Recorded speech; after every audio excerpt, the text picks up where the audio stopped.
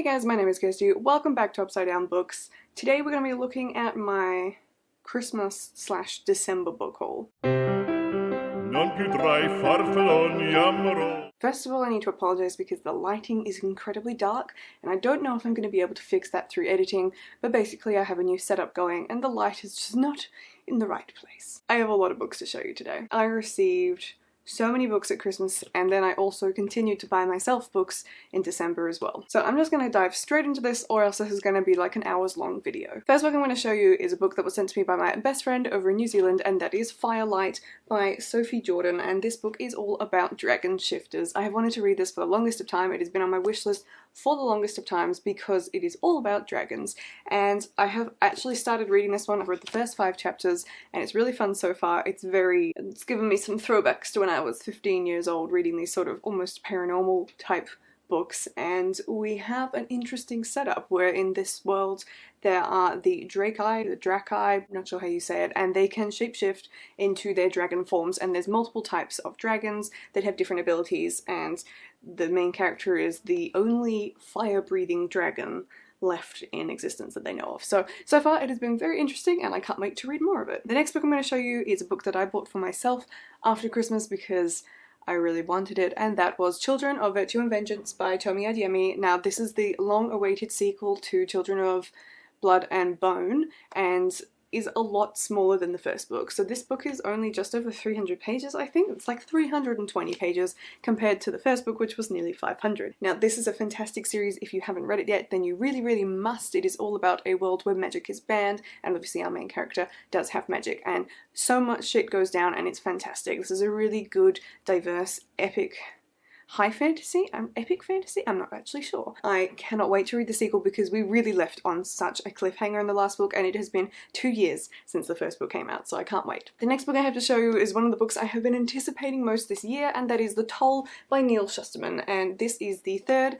and final book in the Arc of a Scythe trilogy. Pretty sure it's just a trilogy. The second book in this series finished on a whopper of a cliffhanger, and I am really excited that this book is actually double the size of book 1 and 2. I did listen to book 1 and 2 on Audible, so I'm curious to see how this goes reading this as a physical book format, but I love the covers so much that I have book 1 and now book 3, and I need to buy book 2 to complete the set on my bookshelf. I think it's still going to be just as fun reading it in physical format, and I really wanted to, so that's why I asked for it for Christmas. If you haven't read this series yet, I can't recommend it enough that you do. It is all about a world where humanity has conquered death, and so they have a whole system set up with these scythes who basically manage the population. The next book that I have is Chasing the Shadows by Maria V. Snyder.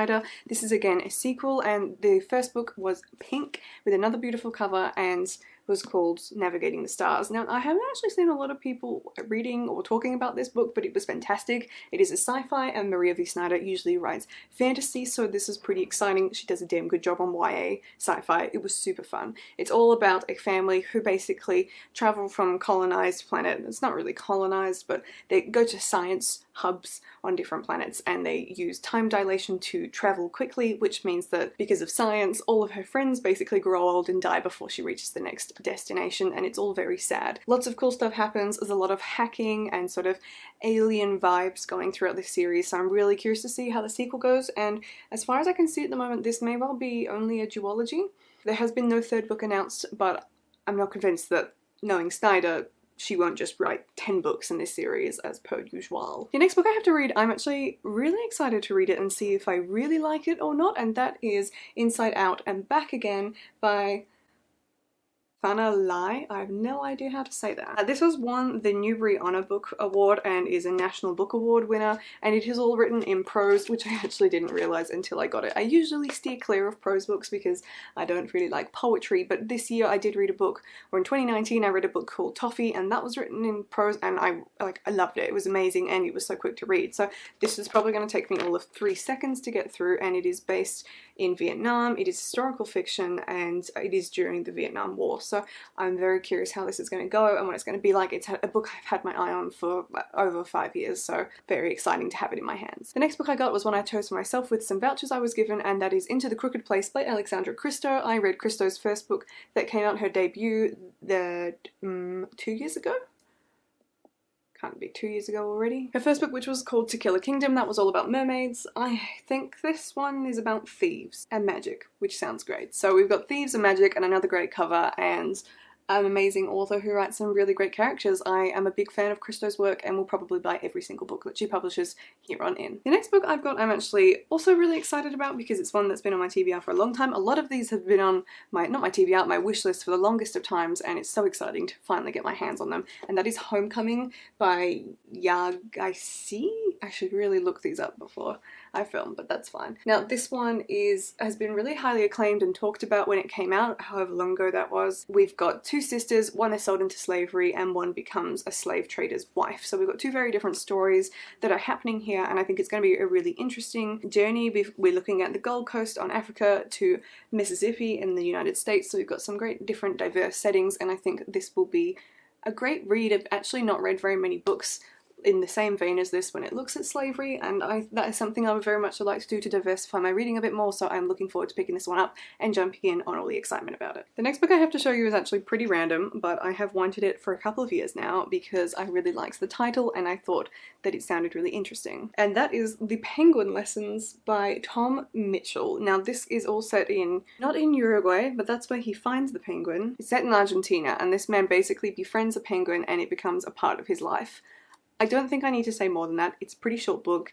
It's meant to be good. Lots of people have read it, and I think it just sounds like fun. So I am all down for giving this a whirl and seeing what it's about, and whether it's going to be funny or inspiring or whether I'll learn something from it, I have no idea. The next book I have to show you I'm really excited about, but I can't really remember what it's about, and it doesn't really have a blurb. And that is The Beast's Heart by what is that name? Leaf? What is that name? Leifer Shawcross. This one is a Beauty and the Beast retelling. I think it's told from whoever the character who is portraying the Beast, it's from his perspective.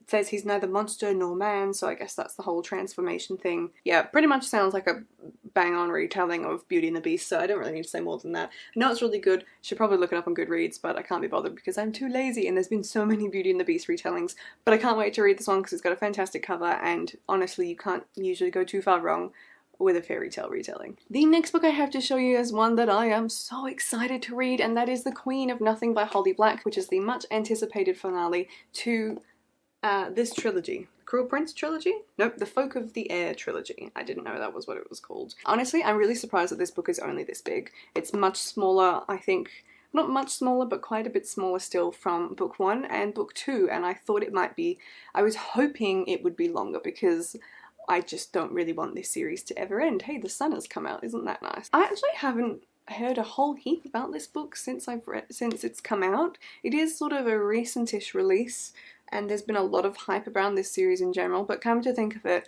I haven't really seen much of it on Instagram or anywhere else, so I'm hoping that it is actually going to be the conclusion that we're all hoping for. But I can't wait to read this, and this was one that I also chose myself and I picked up with a voucher I was given for Christmas. Before I forget, I'm just going to haul my audiobook for the month that I chose because I will forget if I don't do that now. So the audiobook that I chose for December was So Anyway by John Cleese, which is his memoirs. I've really been into memoirs because I've been totally addicted to Stephen Fry's memoirs, and I really enjoyed Eddie Izzard's when I listened to those as well. So I thought, let's give it a go. I really am interested to know more about John Cleese because he's sort of moving in the same circles as those two, or almost, not quite because he's like a generation up, but he's narrated his own audiobook and I thought it would be funny. So that is the book I have chosen with my Audible subscription for December. We're maybe halfway. We have so many books to go through. The next book I have to show you is The Beautiful by Renee Ahdieh. I am absolutely terrified to read this book because I really didn't like the Mist book. I'll put a picture of it here. I can't remember what it was called. The Mulan retelling, that was a big flop for me. I think I finished it. I might have, I've already donated the book. I don't even own it anymore. I didn't like that series. I just thought it was so boring. So, oops. But I'm hoping that The Beautiful will be better. So this is a paranormal fantasy. It's about vampires. That's pretty much the only thing I know about it. But I have seen a lot of people are loving this over on Instagram. So I am hopeful that I too will enjoy this series. I want to so badly because The Wrath and the Dawn was one of the best series that came out in the year that it was published, and I need something that is that good again. The next book I have to show you is mostly a cover by, and one I again chose for myself with a voucher I was given, and that is Stormcrow by Kaylin Carlin Josephson. That's a Josephson. It's a difficult name, but I love the cover for this, and I had been really excited about this when it was announced and around the release date, but I never got around to buying it. It is a elemental sort of fantasy set in a kingdom called Roder, which is a beautiful name. Elemental crows. Oh my gosh, this is genuinely about elemental magical crows, and we have an empire invading this land to destroy the magical crows. I actually didn't realize that was what this is about. Which is really funny because I also gifted this to my friend Sarah for Christmas, pretty much just because it's been popular and it had a great cover. I am a very shallow person like that. This is great. So we've got a princess with depression, we've got a queen who's died, and someone who wants to be a crow rider. Can they ride the crows? How big are these crows? Oh, and then there's a marriage that somebody doesn't want, and a crow egg that's found. This is so funny. If somebody wrote a book about pigeons, that would be the only thing that topped this. I can't wait to read this. I actually think it's going to be fantastic, but I'm also not going to be able to take the crows seriously. I can't wait. Moving on to the second half of the book haul. I think we might actually be just over halfway, but I have a book that I was not expecting to get because I didn't think it would be readily easy enough for people to buy for me, even though it was on my list of books that I really would like for Christmas, because it was a new release and very not that hyped, but I was really excited about it. It was one that I found in one of my blog posts that I do, the books to buy this month, I think for November. This is a very new release, and that is Words on Fire by Jennifer A. Nielsen. This is a World War II book set in Lithuania.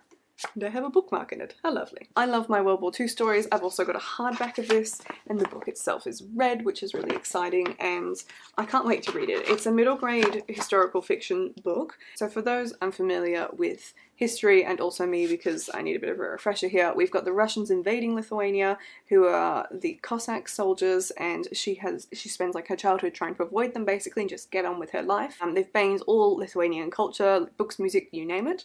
And her parents are involved with a secret plot, and she knows they're involved in something, but she's not sure what it is. So the Cossacks come to her door one day, and her parents give her this package to deliver and tell her to flee. So she has to abandon her parents, probably to a fate where she may never see them again, and try and survive and deliver whatever this package is. So there's this whole story of her coming across different characters and dangers throughout her journey to deliver this package, and yeah, I'm just excited. I don't think it's going to take too long to read. It's got a beautiful cover. I've obviously heard literally nobody talking about this book because the historical fiction fans out there on YouTube are relatively small. I have high hopes for this. The next book I have to show you is Keeper of the Mist by Rachel Numia. All of these names have been hard. Rachel that. This one is about an enchanted mist that has protected these people and kept their enemies out of their kingdom realm. I'm honestly not 100% sure. It's got a pretty brief blurb. This has been on my wish list for the longest of times. I was so thrilled to actually have someone choose this for me. I say choose this because if you're unaware of how I manage my wish list for Christmas, I create a wish list on the book depository which I can share with family and friends, and then they can choose from all like 1 million books that I have on that list. So I know I'm getting something I haven't read and that I want, but I don't know which of the bajillion million books on that list it's going to be. So anyway, this has been on that list for a very long time. So we've got a girl who works in her mother's bakery, we've got Death of a Lord and an estranged father. Oh, and there's ancient magic, which means that after this lord dies, the main character is becoming a lady. So I think the magical mist is disappearing, and their neighbours can now see them for the first time in many generations. I don't know, this just sounds like a classic, oop, you're the queen now, here's your kingdom, it's falling apart, good luck, and everybody starts dying sort of book, and I can't wait. The next book I have to show you is an historical fiction, and it's probably the most mature book in this haul today, and that is Light Over London by Julia Kelly. This is a World War II sort of dual perspective, current timeline, past timeline story, and I can't wait. This one is set in London. Actually, it's set in Cornwall, but that's fine. We've got a dashing RAF pilot who comes into play, and it all just sounds like a wonderful romance. This isn't a very big book, but it sounded really amazing. It came out this year. It's a relatively new release, and I basically just can't wait to read it. I am definitely down for good-looking pilots fighting in a war. The next book I have to show you is another one that has been on my wish list for a long time, and that is Between Shades of Grey by Ruta Sepetys, who wrote Salt to the Sea, which was incredibly popular and made her quite famous. This book comes before then. There's been a movie made out of this. I didn't know that. This one is actually historical fiction, and it is No way, this is set in Lithuania as well. I've never read a book about Lithuania and I've managed to acquire 2 Lithuanian books in one haul. So I think it's a World War II story. And yeah, we've got someone who is taken away by the Russians from Lithuania to Siberia and into a prison camp. I can't wait to read this. I'm hoping that this is going to be as good and as exciting as all of her other books, her later books have been, that people have really been raving about, because this sounds fantastic and definitely up my alley. One of the last books I have to show you is another really random one, and that is Are We Smart Enough to Know How Smart Animals Are by Frans de Waal. Or Vol, however you might say that. And yes, this is very random. I think Goodreads just sort of threw this one at me one day and I thought, you know what, that sounds really, really interesting. So I think it'll actually be a pretty cool read, but I don't think anybody on this channel is going to be particularly interested in this book. But hey, I'm excited about it, and that's all that matters. The last books that I have to show you is actually a box set, and it's a box set I've been wanting for the longest of times, and that is The Song of the Lioness Quartet by Tamora Pierce. Thanks to my Kiwi friend, Sarah, who sent me the first book, I think a couple of Christmases or birthdays ago. I got really interested, I would say hooked, but I haven't read any of Pierce's books since then, in Tamora Pierce's books. I didn't buy any of the other books after I read book 1 and really enjoyed it because the covers were so ugly, and I specifically wanted to get this box set because it was much prettier and they all matched. So at some point I'm definitely going to be binging this. This is sort of like Ranger's Apprentice for girls, and there is nothing not to like, so if you haven't read this yet then you really should be. So those are all the books that I received and bought and got in... oh no, it's not. There's another book. There's another book. I forgot about it. I nearly forgot, but I was actually sent a book this month, and that was The Last Day by Andrew Hunter Murray, and Penguin sent me this. Thank you so much for sending me this book. I'm so excited to read it. This is about a world where, well, it's about our world in the future, and it stops turning one day, and that means that half the world is stuck in a frozen wasteland where the sun never shines and the other half is stuck in a desert. I have seen at least 3 books this year with this sort of premise. There is The Never Tilting World, which is a YA version of it, which I also really want to get, but I'm so excited to read this. And I just really love the concept of these stories, so I'm hoping that this will be absolutely fantastic. Thank you so much, Penguin, for sending a copy my way. Right, so those are all the books that I received and hauled in December, and mostly for Christmas. I can't wait to read all of them. They're all going to be amazing. I have some epic reading plans in place that I will be discussing with you guys soon for 2020, but other than that, I'll leave that there, and I will see you in my next video. Goodbye.